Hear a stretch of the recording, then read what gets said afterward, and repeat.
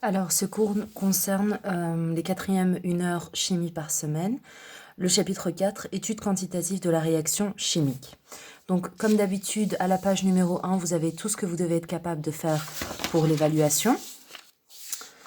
On va d'abord commencer par des rappels. Donc, ce que c'est une équation chimique. Vous savez très bien que lorsque vous faites une réaction chimique, par exemple, lorsque vous mélangez de la levure chimique avec du vinaigre, vous voyez une effervescence, vous voyez que ça mousse, mais vous ne savez pas vraiment ce qui se passe au niveau microscopique.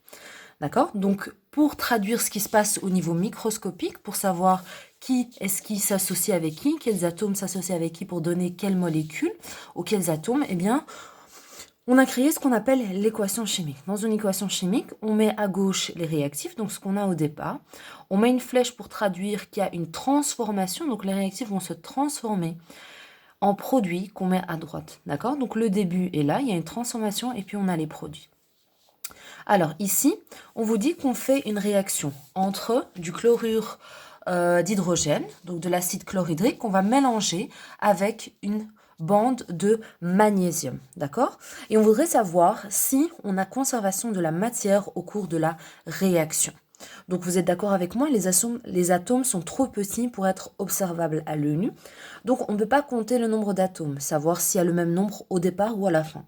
Par contre, une quantité de matière que nous, on peut vérifier s'il y a conservation ou pas, c'est la masse. D'accord? Vous savez très bien que les atomes ont une masse et que, voilà, on peut quantifier la masse au départ et à l'arrivée. Donc, c'est le protocole qu'on va proposer ici. On va peser les réactifs et le récipient dans lequel ils se trouvent au départ et ensuite les produits avec le même récipient à la fin. Et ce qu'on observe, en fait, c'est que ce soit au début ou à la fin de la réaction, eh bien, en fait, ici, la quantité de matière ne change pas, donc la masse ne change pas entre le début et la fin de la réaction. Et comment est-ce qu'on peut interpréter le fait que la masse ne change pas? Tout simplement par le fait qu'il y a conservation de la matière au cours de la réaction chimique. D'accord? Cette observation a donné lieu à la loi de la conservation de la masse, qui dit en gros que rien ne se crée, rien ne se perd au cours d'une réaction chimique et que tout se transforme. Donc on va passer maintenant ici à la page numéro 3. Donc on vous dit, pour pouvoir rendre compte de la conservation de la matière, eh bien on doit avoir le même nombre d'atomes dans les réactifs et les produits. C'est logique, donc ça c'est important. Et pour pouvoir rendre compte du fait qu'il y a le même nombre d'atomes de chaque élément dans les réactifs et les produits, il faut qu'on pondère l'équation. Donc ça c'est très important, l'équation doit être pondérée. Et comment est-ce qu'on pondère une équation? Eh bien, à partir de ce qu'on appelle des coefficients stoichiométriques. Donc les coefficients stoichiométriques, c'est quoi? C'est des chiffres, d'accord, qu'on va mettre devant la formule des molécules, des atomes ou des ions. Ce qui est important, c'est que les coefficients stoichiométriques doivent être les plus petits possibles dans une équation chimique. Donc il n'est pas question ici d'avoir des 2000 et des 3000 et des 4000. On va essayer d'être toujours en dessous de 10 en tout cas. Alors, on va faire un petit rappel aussi des choses qu'on trouve dans une équation chimique. Donc ici, des lettres entre parenthèses qui sont en indice, d'accord? Eh bien, quand vous avez entre parenthèses un petit g en indice, ça veut dire que la molécule que vous avez, elle est à l'état gazeuse, d'accord? Quand c'est L, ça veut dire que c'est un corps pur à l'état liquide. Un corps pur est composé de molécules identiques. Quand vous avez S, ça veut dire que la molécule ou l'atome est solide. Et quand vous avez AQ, ça veut dire que l'élément à côté duquel AQ est indiqué est dissous dans l'eau. AQ pour aqua, d'accord?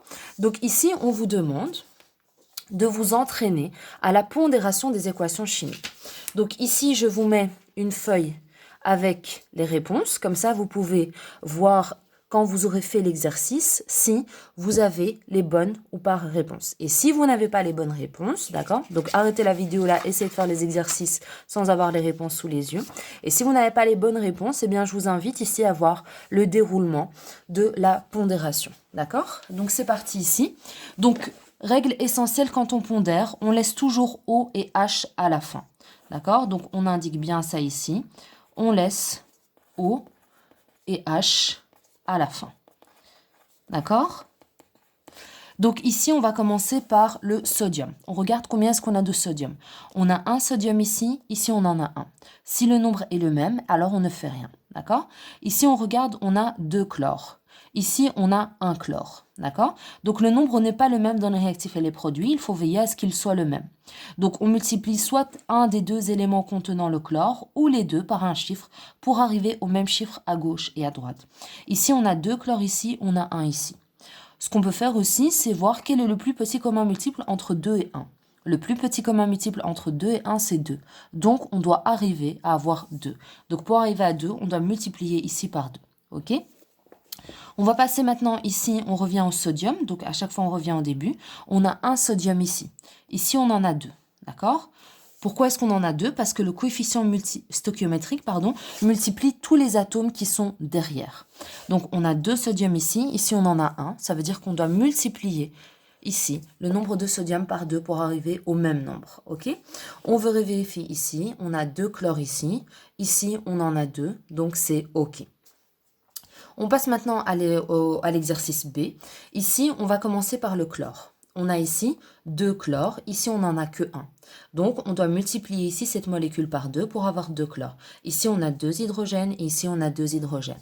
Donc c'est OK. On passe ici à l'exercice C, on a un aluminium. Ici, on a un aluminium, donc il n'y a rien à faire. Ici, on a un chlore, ici, on a 3 chlores, parce que l'indice, ici, porte sur l'atome qui est juste au-dessus de lui. Donc ici, on a un chlore, ici, on a 3 chlores, donc il faut multiplier ici par 3 pour avoir 3 et 3. On va passer maintenant à l'hydrogène. Ici, on a 3 hydrogènes, ici, on en a 2. Donc ça, c'est un cas un petit peu plus complexe, mais si on prend l'idée du plus petit commun multiple, ça marche très bien. Le plus petit commun multiple entre 3 et 2, c'est 6. Donc l'objectif, ça va être d'arriver à 6 hydrogènes ici et 6 hydrogènes ici. Pour arriver à 6 hydrogènes ici, il faut multiplier par 2. Donc on obtient 6. Pour arriver à 6 hydrogènes ici, il faut multiplier par 3. Et donc on en a 6 également. Donc on revient ici à l'aluminium. On a un aluminium ici, ici on a un aluminium. On a 6 hydrogènes ici, 6 hydrogènes ici. On a 6 chlores ici et ici on n'en a que 3. Donc on va devoir multiplier par 2. On revient au début, eh bien on voit qu'on a un aluminium et ici on en a 2. Donc on va devoir multiplier ici par 2.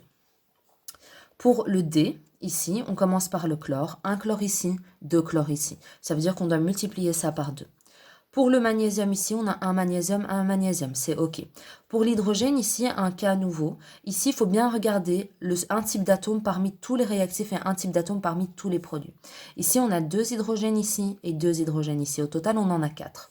Dans les produits, on a 2 hydrogènes. Donc, on a 4 hydrogènes dans les réactifs et 2 hydrogènes dans les produits. Ça veut dire qu'on doit faire ça fois 2 pour arriver à 4. Ici, on a 2 oxygènes, puisque quand un indice se trouve en dehors d'une parenthèse, il porte sur tous les éléments présents à l'intérieur de la parenthèse. On a 2 oxygènes ici, ici on en a 2. C'est OK. On revérifie le tout. Ici, on a 2 chlores, 2 chlores, un magnésium, 2 hydrogènes plus 2 hydrogènes, 4 hydrogènes, 2 fois 2, 4 hydrogènes. 2 oxygènes, c'est OK. On va passer maintenant au E. Ici, on a 2 azotes. Ici, on a un azote. Donc, il va falloir multiplier par 2 pour avoir 2 et 2. Ici, on a 5 oxygènes ici plus 1 oxygène. On a 6 oxygènes dans le réactif. Ici, on a 2 fois 3, 6 oxygènes. C'est bon. 2 hydrogènes, c'est OK. Pour le F, on a un carbone, OK. 4 hydrogènes, 2 hydrogènes. Donc, on doit arriver à 4. On doit faire fois 2. On a 2 oxygènes ici, et alors que dans les produits, on a 2 oxygènes, plus 2 oxygènes, ça nous fait 4. On a 4 oxygènes ici et 2 oxygènes ici. Donc on doit faire fois 2 pour arriver à 4. Ici, on a 2 aluminium, un aluminium. Donc on doit faire ici fois 2 pour avoir 2 aluminium et 2 aluminium. On a 1 chlore, 2 fois 3, 6 chlore. Donc on doit faire fois 6 pour avoir 6 chlore. Ici, on a 3 oxygènes. Ici, on a un seul oxygène. Donc, il va falloir faire fois 3 pour avoir 3 oxygènes. On va terminer avec l'hydrogène. On a 6 hydrogènes ici. Et ici, on a 3 fois 2, 6 hydrogènes. Donc, c'est pondéré. Pour ici, on a 3 carbones. Ici, on a 1 carbone. Donc, il va falloir faire fois 3. Ici, on a 8 hydrogènes. Ici, on en a 2. Donc, le plus petit commun multiple entre 8 et 2, ça va être 8. Donc, il faut multiplier ici par 4 pour arriver à 8. Ici, on a 2 oxygènes, alors que dans les produits, on a 3 fois 2, ça nous fait 6 O. Et ici, on a 4, ça nous fait 4 O. Donc, au total, on a 10 O ici, et ici, on en a 2. Donc, on doit faire fois 5.